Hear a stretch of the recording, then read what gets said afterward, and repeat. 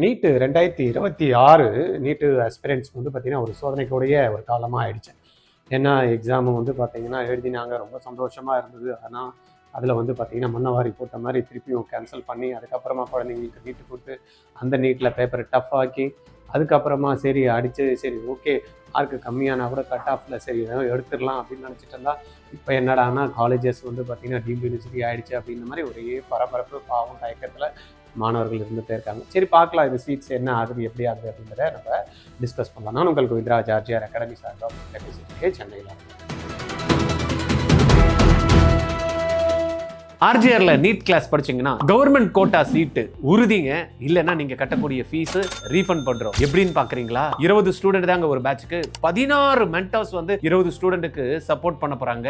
6 மணில இருந்து நைட்டு 10:30 வரைக்கும் அந்த கிளாஸஸ் போகும். இதுல நீங்க ஒருத்தரா இருக்க போறீங்களா? Join RGR academy. இப்ப கவர்மெண்ட் கோட்டா சீட் வந்து பாத்தீங்கன்னா எம்பிபிஎஸ் சீட்டு ஷ்ரிங்க் ஆகுதா குறையுதா அப்படின்னா கவர்மெண்ட் பியூர் கோட்டா அது வந்து கம்மி ஆகிறதுக்கு சான்சஸ் இல்லை. பிரைவேட் காலேஜஸ் சீட்ஸ் ஆகிறதுக்கு வாய்ப்பு இருக்கா? ஆமா. அதுல சிலதெல்லாம் வந்து டீம்டு யூனிவர்சிட்டியா போறதுனால கண்டிப்பா ஆகிறதுக்கான வாய்ப்புகள் இருக்கும். இப்ப இதுல வந்து பாத்தீங்கன்னா கவர்மெண்ட் கோட்டா சீட்ஸ் வந்து ரெடியூஸ் ஆகுதா, தென் வந்து ஒய் கவுன்சிலிங் பிகமிங் மோர் இந்த வாட்டி காம்படிட்டிவா இருக்கும்.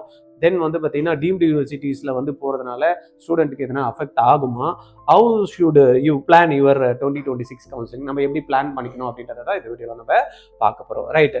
எம்பிபிஎஸ்ஸை பொறுத்த வரைக்கும் பார்த்தீங்கன்னா ஒவ்வொரு வருஷமும் சீட் இன்க்ரீஸ் ஆகிட்டு தான் இருக்கும். நம்மள பார்த்துருப்போம் 2022 91,000 கிட்ட இருந்தது. 2023 1 lakh கிராஸ் ஆச்சு. 24 வந்து பார்த்தீங்கன்னா 1,12,000 இருந்தது.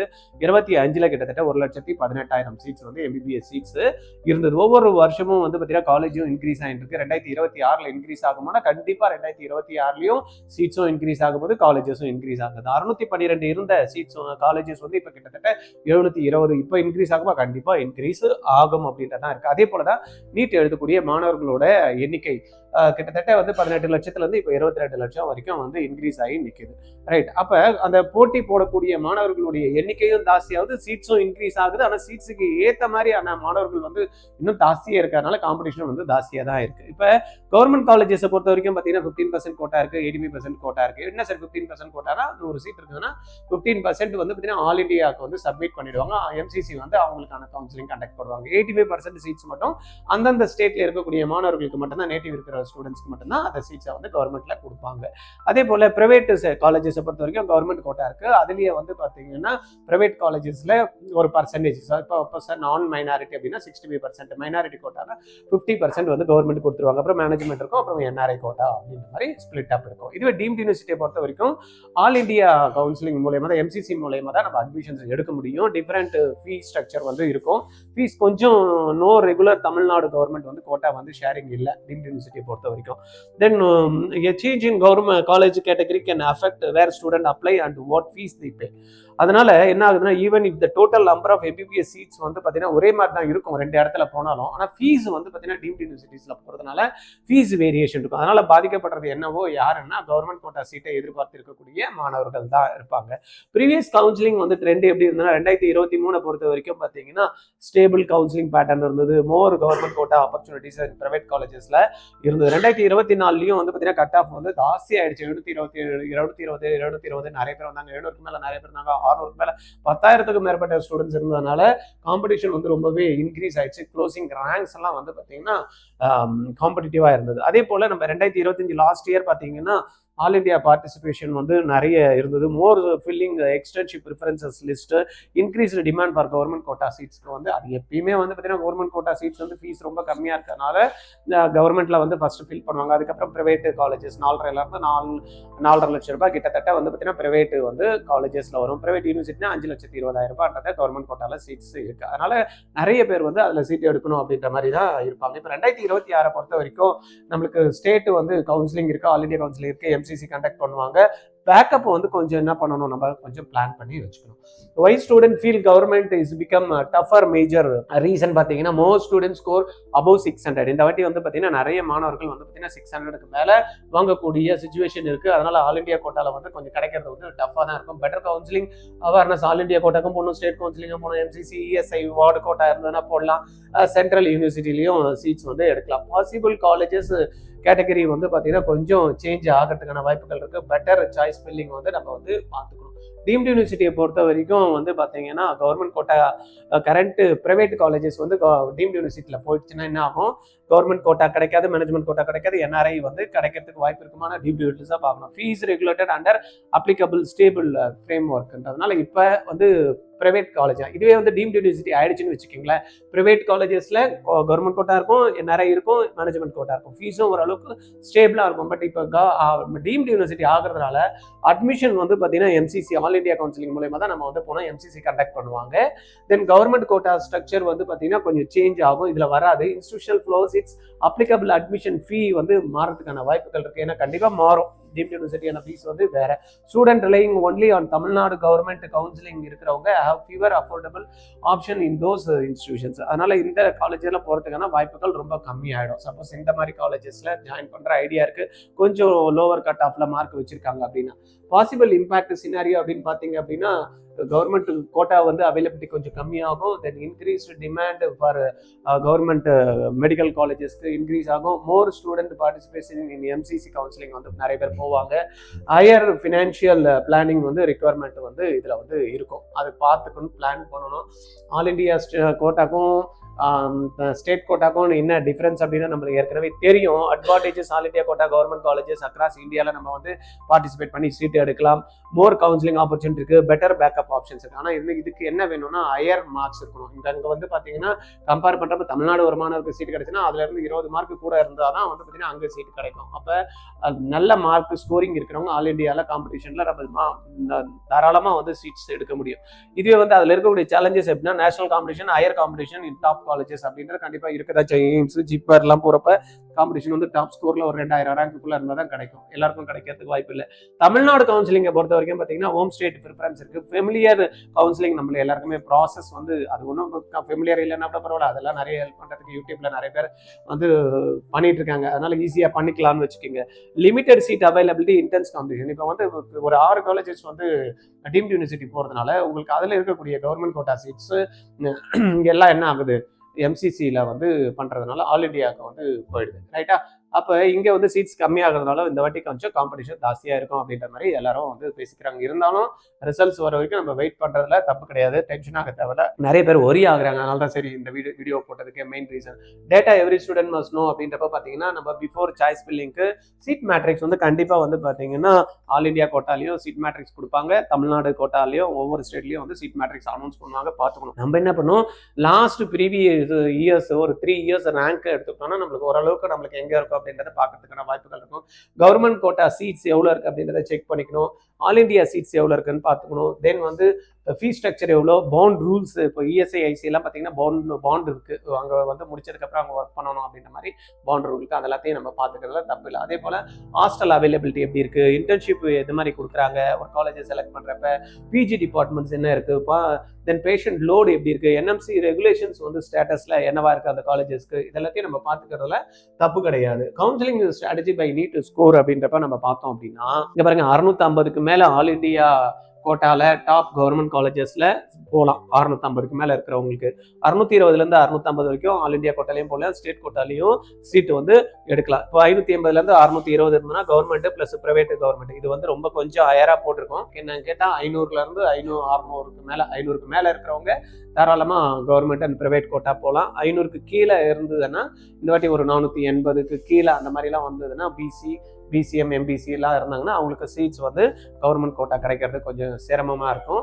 பிரைவேட் காலேஜஸ்ல அவங்க என்ன பண்ணலாம், டீம்டு யூனிவர்சிட்டி இல்லைன்னா மேனேஜ்மெண்ட் கோட்டால போறதுக்கு ஆப்ஷன்ஸை வந்து ரெடி பண்ணிக்கணும். ஆப்ஷன்ஸ் ரெடி பண்றதுன்னா என்ன அர்த்தம், பணம் ரெடி பண்ணி வச்சுக்கிட்டா அப்போ பிகெஸ்ட் கவுன்சிலிங்ல மிஸ்டேக் பண்றது என்னன்னா, சில பேர் வந்து பாத்தீங்கன்னா ஒன்லி வந்து டாப் காலேஜஸ் தான் ஃபில் பண்ணுவாங்க. எனக்கு பொறுத்த வரைக்கும் பாத்தீங்கன்னா நம்ம அந்த மாதிரி ரெக்கமெண்ட் பண்றதுல சில குழந்தைங்களுக்கு தெரியாதனால வந்து பாத்தீங்கன்னா சில ஒரு 5-6 காலேஜ் தான் எடுத்து வச்சுக்கிட்டு அதை ஃபில் பண்ணுவாங்க. அதுல கிடைக்கலன்னா அவ்வளவுதான், அவங்களுக்கு சீட்டு போயிடுச்சு. அப்புறம் செகண்ட் மார்க் இருந்து கூட பாத்தீங்கன்னா சீட் எடுக்காம விட்டவங்கலாம் லாஸ்ட் இயர் இருக்காங்க. அதனால கொஞ்சம் பார்த்து கேர்ஃபுல்லா நீங்க ஃபில் அப் பண்ணணும். இக்னோரிங் நியூ கவர்மெண்ட் காலேஜஸ் விட்டுறது வேணாம், இது புதுசு காலேஜ் அப்படின்னு. எனக்கு தெரிஞ்ச தமிழ்நாட்டில் இன்னைக்கு புதுசு காலேஜ் எதுவுமே இல்லை. மோர் தென் எல்லா காலேஜஸுமே வந்து பார்த்தீங்கன்னா 2021க்கு அப்போ ஸ்டார்ட் பண்ணதான், அதுக்கு முன்னாடி ஸ்டார்ட் பண்ணதான் கவர்மெண்ட் காலேஜை பொறுத்த வரைக்கும். There is no new government colleges. அதுக்கப்புறம் வரல. 2021 கிட்டத்தட்ட 5 வருஷம் ஆயிடுச்சு. ஒரு காலேஜ் கூட புதுசாக வரல. அதில் சீட் இன்க்ரீஸ் பண்ணால் நல்லா இருக்கும். பட் பண்ணுவாங்களா அப்படின்றத நம்ம பார்க்கணும். மிஸ்டேக் வந்து பார்த்தீங்கன்னா all India counselling top score இருக்கிறவங்க வந்து பார்த்தீங்கன்னா ஆல் இந்தியா ஸ்கோர் கவுன்சிலிங்கில் பார்ட்டிசிபேட் பண்ணி சீட் எடுத்தாங்கன்னா தமிழ்நாடு மாணவர்களுக்கு கொஞ்சம் வந்து பார்த்தீங்கன்னா ஈஸியாக இருக்கும், அவங்களுக்கு ஹெல்ப்ஃபுல்லாக இருக்கும்.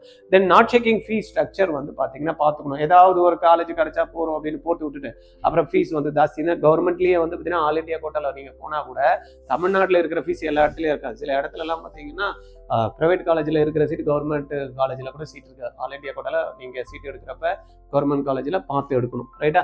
தென் waiting for only for late அடுத்த ரவுண்டில் பார்த்துக்கலாம் விட்டோம்னா அந்த ஆப்ஷன்லாம் வச்சுக்கூடாது. எந்த காலேஜ் கிடைக்குதோ அதை எடுத்துக்கிட்டு அடுத்த ரவுண்டுக்கு அப்கிரேட் பண்ணிக்கிற ஆப்ஷன் தான் பார்க்கணுமே தவிர இப்போ நம்ம விட்டுறக்கூடாது. அதே போல் ஃபினான்ஷியல் வந்து ரெடி பண்ணாமல் சீட்டை வந்து எடுத்துக்கூடாது. ஏன்னா ஒரு வருஷம் கட்டிடலாம், 2 வருஷம் கட்டலாம், 5 வருஷம் நம்ம வந்து பார்த்தீங்கன்னா ஃபீஸ் வந்து பே பண்ணணும். 4.5 வருஷத்துக்கு தான் சொல்கிறாங்க. இருந்தாலும் சில காலேஜஸில் கேட்டுட்டு இருக்காங்க. அதுக்கெல்லாம் ஒரு கமிட்டி அமைச்சிருக்காங்க. அது வந்து பார்த்துக்கலாம். அது ஒன்றும் பிரச்சனை இல்லை. அட்லீஸ்ட் 4.5 வருஷம் நம்ம பே பண்ணணும்ல, அது என்னன்றதை பார்க்கணும். Ignoring counselling updates. ரைட்டா?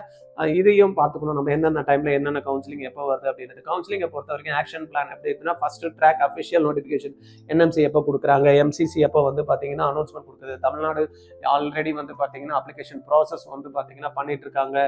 தென் செகண்ட் வந்து prepare 3 colleges list, dream college, target college, then எனக்கு வந்து சேஃப் காலேஜஸ் என்ற லிஸ்ட்டை வந்து எப்பயுமே நம்ம வச்சுக்கிறதுல தப்பே கிடையாது. தென் கம்பேர் பண்ணி பார்க்கணும். ப்ரீவியஸ் இயர் க்ளோசிங் ரேங்க்ஸ் என்னவா இருக்கு, தென் சீட் மேட்ரிக்ஸ் என்ன இருக்கு, ஃபீஸ் ஸ்ட்ரக்சர் என்னவா இருக்கு, தென் கிளினிக்கல் எக்ஸ்போஷர் வந்து என்ன இருக்கும் அப்படின்றத எப்பயுமே கம்பேர் பண்ணி பார்த்துக்கிறது நல்லது.